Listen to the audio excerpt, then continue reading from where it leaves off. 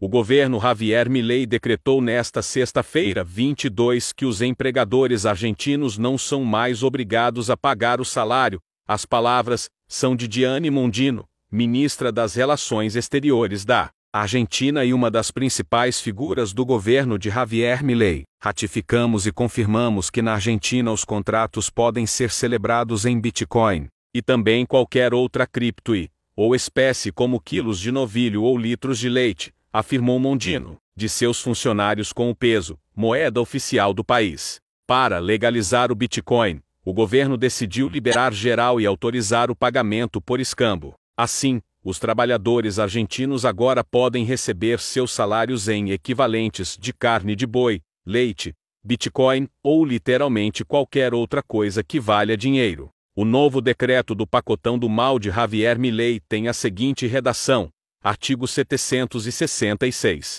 Obrigação do devedor. O devedor deve entregar o valor correspondente da moeda designada, quer a moeda tenha curso legal na República ou não, disse. Bolsonaro é um bandido. Bolsonaro é chefe de quadrilha. Me processa, Bolsonaro, para ver se eu não provo que tu e os teus filhos roubavam dinheiro do teu gabinete na gasolina, roubavam o dinheiro do auxílio moradia, roubavam o dinheiro dos funcionários fantasmas. Chama Natália, a filha do Queiroz, que tem 10 mortes. O ministro do Supremo Tribunal Federal André Mendonça afirmou que a regulamentação do governo de São Paulo está de acordo com o novo marco legal de saneamento. Com isso, a sugestão levantada pelo PT e PSOL que a privatização da Sabesp fere a Constituição é inválida. O governador Tarcísio procura promover a regionalização dos serviços de água e esgoto. Sob essa regulamentação, a administração do saneamento não seria mais realizada diretamente pela Sabesp em cada município, mas sim por um conselho composto por representantes do Estado e dos municípios, como informado pelo UOL. Esses conselhos são denominados URAIs, Unidades Regionais de Serviços de Abastecimento de Água Potável e Esgotamento Sanitário. Com a prestação do serviço em bloco e contrato único, a estatal desperta mais interesse de empresas privadas. Ambos os partidos buscavam a anulação do decreto que oferece poderes novos aos conselhos deliberativos. Tudo pro Chilindró, tudo pra cadeia, um por um. Ele não vai não. Vai e já vai amaldiçoado pra lá ainda. Vai assar, cozinhar. Assusta. Assusta.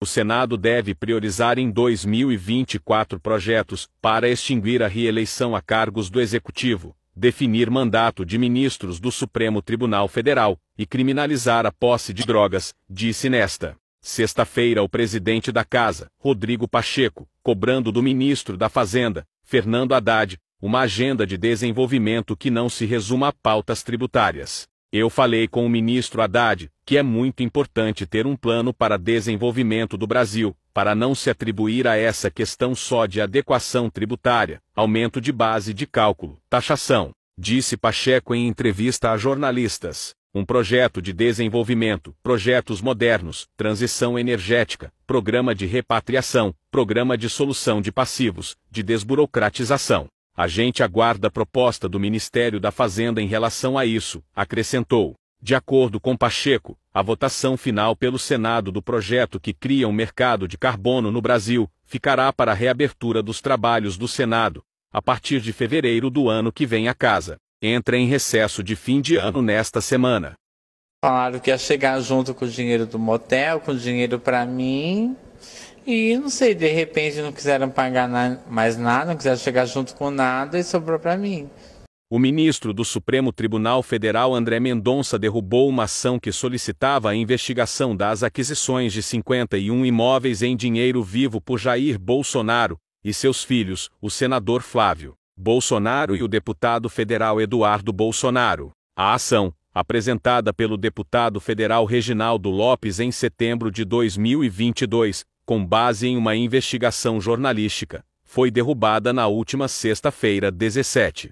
A petição citava possíveis crimes, como peculato, corrupção passiva, lavagem de dinheiro, organização criminosa e improbidade administrativa. De acordo com a coluna do jornalista Guilherme Amado, do Metrópolis, Mendonça, indicado ao STF por Bolsonaro, argumentou que não existiam elementos probatórios suficientes para autorizar a Deflagração da persecução criminal. O ministro classificou a ação como temerária, destacando que a solicitação baseava-se exclusivamente em uma matéria jornalística, desprovida de documentos ou meios de prova adicionais. Ele expressou preocupação com a possibilidade de substituição indevida das autoridades policiais e do Ministério Público pelos veículos de imprensa. Segundo a reportagem dos jornalistas Tiago Herd e Juliana Dal Piva, Bolsonaro e seus familiares compararam pelo menos 51 imóveis no valor total de 25,6 milhões de reais, em valores atualizados, sendo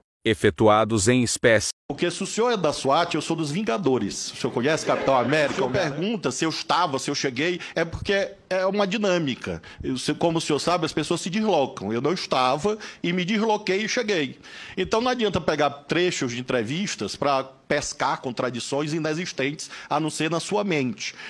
Na verdade, o que acontece? Eu não estava lá. Eu fui avisado e cheguei. Aí o senhor pergunta, o presidente Lula foi avisado? Claro que foi. Quando eu cheguei, eu telefonei para ele. E eu digo na entrevista que o senhor mostrou, claro que ele já sabia. É porque em Araraquara tem televisão. Quando eu liguei ao presidente Lula, ele já tinha visto na televisão. É isso que eu quis dizer. Que o senhor cortou ali o vidro. E eu disse, claro que o presidente Lula já sabia. Claro, porque quando eu cheguei, me desloquei, cheguei e telefonei a ele tinha ligado a televisão e ele tinha visto. A exemplo do senhor e de todas as pessoas. Então, essas construções mentais que o senhor faz, muito singulares, realmente não têm suporte nos fatos. Esse seu olhar criminalizador, esse seu olhar agressivo, o senhor tem se dedicado nas suas redes sociais, aí eu não posso ir na sua rede social, do Flávio eu vou, se dedicado a vídeos difamátorios, agressivos, contra mim, obsessivos. É bom o senhor refletir sobre isso, porque eu sou senador da República, eu sou ministro de Estado e estou disposto a enfrentar esse debate em qualquer lugar. Não precisa o senhor ir para a porta do Ministério da Justiça fazer vídeo de internet. Porque se o senhor é da SWAT, eu sou dos Vingadores. O senhor conhece Capitão América, Homem-Aranha? Então é assim que a gente faz o debate democrático. Eu queria agradecer a presença aqui no Estado de São Paulo, em especial no Litoral Norte, do presidente Luiz Inácio Lula da Silva, com toda a sua comitiva de ministros. Isso aí nos dá amparo, nos dá conforto, no momento em que a gente precisa trabalhar num regime de cooperação. Governo federal, governo estadual, município juntos.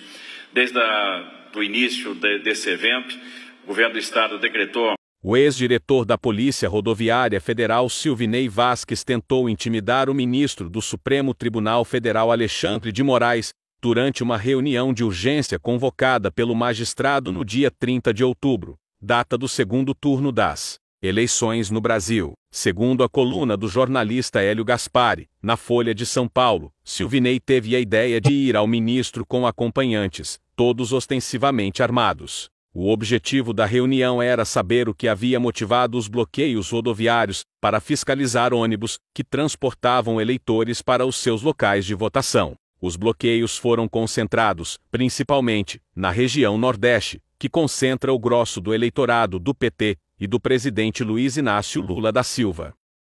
Ainda segundo Gaspari, Vasquez repetiu a patranha de que se tratava de uma operação para fiscalizar pneus carecas de ônibus. O magistrado, ex-secretário de Segurança de São Paulo, não entrou na discussão dos pneus e surpreendeu Vasquez dizendo, com todas as palavras, que se ele não retirasse imediatamente os bloqueios seria preso. Os bloqueios foram retirados, o diretor da PRF deixou o cargo e se aposentou aos 47 anos. Tentar melar uma eleição poderia ter sido um projeto. Entrar com um grupo armado no gabinete de Moraes foi uma ideia errada querendo intimidar a pessoa errada, finaliza Gaspari.